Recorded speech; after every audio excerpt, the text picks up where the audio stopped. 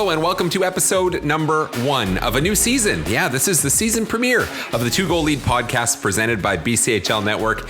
My name is Brian Wiebe, and boy, am I happy to have you along for this episode of the podcast as, hey, the BCHL season is literally just hours away. It is so close, we can taste it, and this is a completely different BCHL than we've ever seen before. This is the first season in the league's history that it is not sanctioned by Hockey Canada, or I should say modern history that is not sanctioned by Hockey Canada. This is a huge step, and we've talked about it on a lot of episodes of the podcast, a lot written about it, thousands of words written about it over at bchlnetwork.ca. And so now, why not go straight to the horse's mouth as things get ready here for the 2023-24 season? And our guest, what a great one to kick off the 23-24 season, season 2 of the Two Goal Lead podcast presented by BCHL Network, then none other than the Commissioner of the British Columbia Hockey League. His name is Steven Cocker. He joins me now on this episode of the podcast for the season premiere. Steven, thanks so much for taking the time out of your busy schedule to join us here. Thanks, Brian. Thanks for having me on. Looking forward to discuss the upcoming season. So for the league office, how did this off-season differ from previous years? Well, it was very different, and for a few reasons. Obviously, our first off season after announcing we are moving independent, definitely some more communication and some more discussions at the league level with our coaches and our management, just to make sure new policies and new regulations are known, and kind of so there was a lot more teaching, I think, than we see in a normal year, and then just making sure we have everything in place. I think a lot of it was done before we made the announcement that we're going to be operating independently, but making sure we're building strong relationships with our officials, maybe more so in a normal year now that they're under our umbrella, and our insurance provider, building a strong connection with them. So definitely a lot busier of an off season than we're certainly used to. So one of the things I know that the league constantly talks about is growing revenue. And so how does the BCHL plan to grow revenue now and in the future? Yeah, there's multiple different ways, and I don't think it really changes much now that we're outside the system. I mean, there are now opportunities where we can create events without, strings attached of, under Hockey Canada's regulations, creating events and championship events. There is a revenue share policy under their regulations. So we are now in full control of our events, whatever we want to do in terms of a championship down the road, et cetera. But really, we're focusing on central revenue at the league office level, and that's through those common avenues of sponsorship. We need to continue to be pushing the dial on, increasing league sponsorship, bringing in great partners for the league, as well as streaming. Streaming is another big revenue source for us that we need to be, again, pushing the needle and making sure we are bringing a great product and a great broadcast to our fans across the province and across the world now. So those are two kind of big elements for the league. And then, same for the teams. We're pushing all of our teams for our strategic plan on making sure they have the required business staff in place and are doing things the right way in terms of making sure they're maximizing their business revenue and their growth throughout throughout partnerships in their communities and sponsors alike. So through those channels from the league level and the team level, we expect to keep pushing the needle and bringing in more revenue. So you mentioned the word international there. That's something that's new for the league now. The fact that every team is allowed to bring in 2 players from that would be considered international players. Is a worldwide market something that's on the BCHL's radar now in terms of making awareness of the league known to players that might be eligible to play in the league in future years? I don't know if it's as much as something we're striving to do. I think it will happen over time. I think word of mouth is always going to be the strongest marketing tool when it comes to athletes. We know that, and our teams know that, we give these athletes good opportunities and great development environment for them to, move on to college hockey. They're going to be telling that to their advisors. They're going to be telling that to their parents, their friends, their family. So that's always going to be the best way to get the message out. But yeah, I mean, beyond the broadcast, we're going to focus on expanding our streaming and make sure we're maximizing our reach. But other than that, there's no type of, international strategy of getting the message across. Again, I think the best way to do that is going to be word of mouth of the players. How would you evaluate how the preseason has gone? Very well.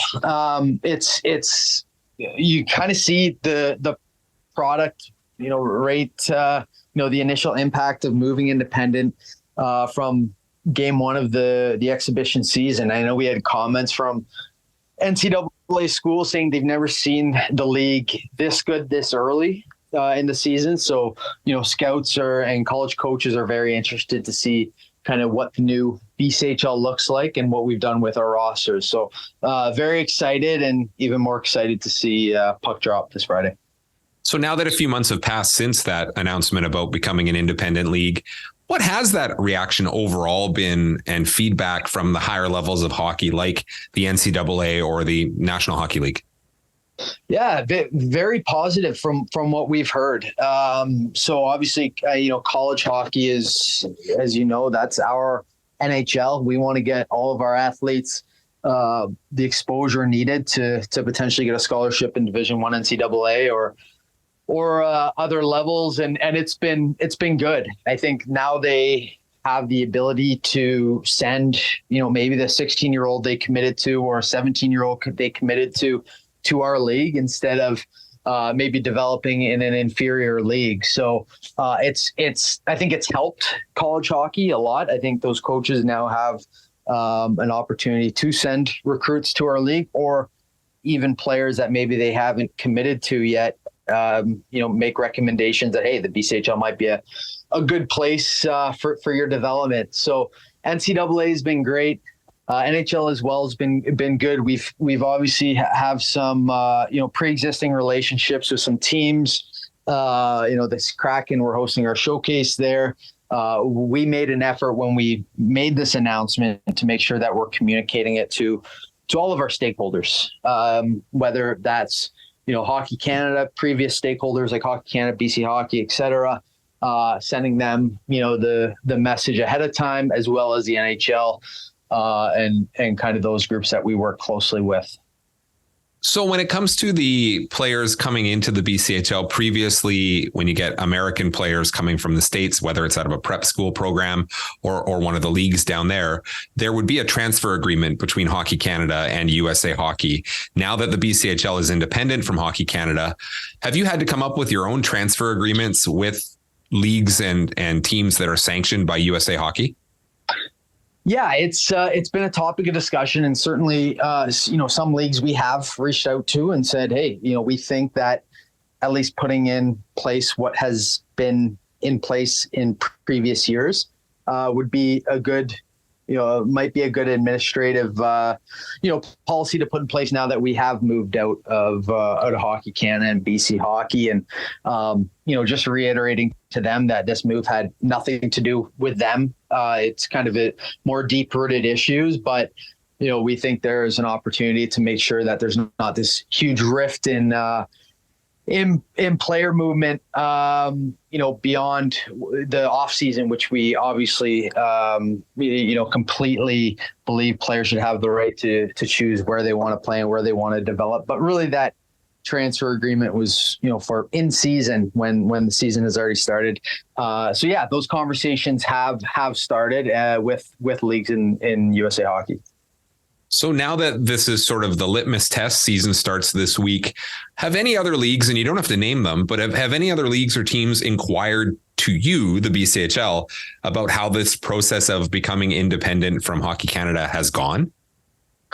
Yeah, I think more just, interested because it's the first time it's been done. Obviously many years ago there was, some threats, and I think that's maybe how some agreements are now in place under Hockey Canada, because there were leagues that said, hey, we need a special relationship with Hockey Canada as a non-member in order to still be under your umbrella, and they were able to get that. But this is really a first time a league that has been around as long as we have has made that move. And, not just, I don't want to use the word threat, but not a, hey, we're going to do this or else, if you don't fulfill our needs.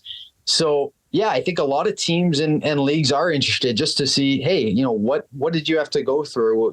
What had to happen? At the end of the day, we're not looking to, revolutionize what Hockey Canada is. Hockey Canada and the leagues under it are in there for their reasons. We're not trying to say to leagues, hey, come do what we're doing. We're just taking care of our athletes and, college track junior hockey. So, have teams and other leagues reach out to us. Is it kick tires what the world looked like in doing that? Yeah, absolutely. But I think it's more so, again, just kicking tires and trying to gather information.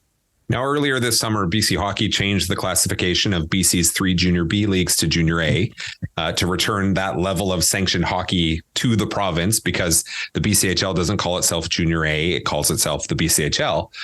Do you feel that there's room in the junior hockey landscape of BC for the NCAA track of the BCHL and then the Canadian development model track of what are now the Junior A leagues in BC?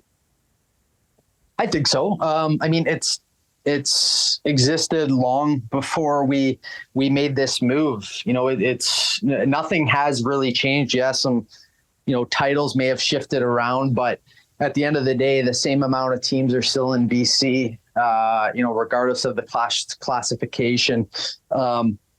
We just think, we and again, nothing against Junior A. We just think we've kind of morphed into something that hasn't been recognized under the Canadian development model as a college tracking junior hockey league that pushes players onto the NCAA instead of major juniors. So the definition of Junior A under Hockey Canada doesn't make sense for the BCHL. So instead of just being, arbitrarily given a classification, we're just the BCHL. That's what we are. We're going to continue doing what we've done in the past. And, hopefully we're going to get more scholarships to our athletes.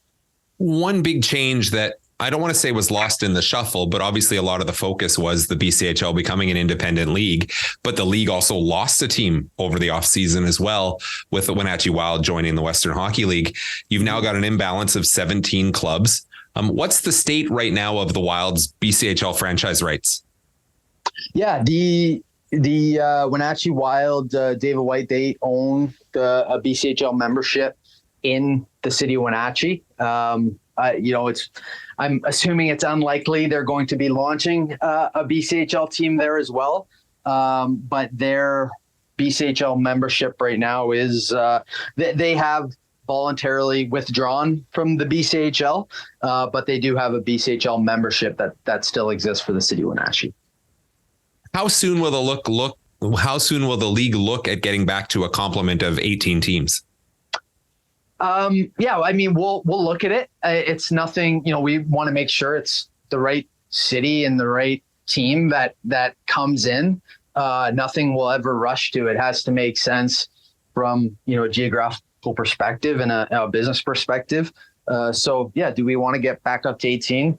Sure. But we're not just going to rush to do it. It's going to take time, and we want to make sure we do our due diligence before making a move like that. With the cusp of the 23-24 season here, what's the excitement level in the league office for things to get going?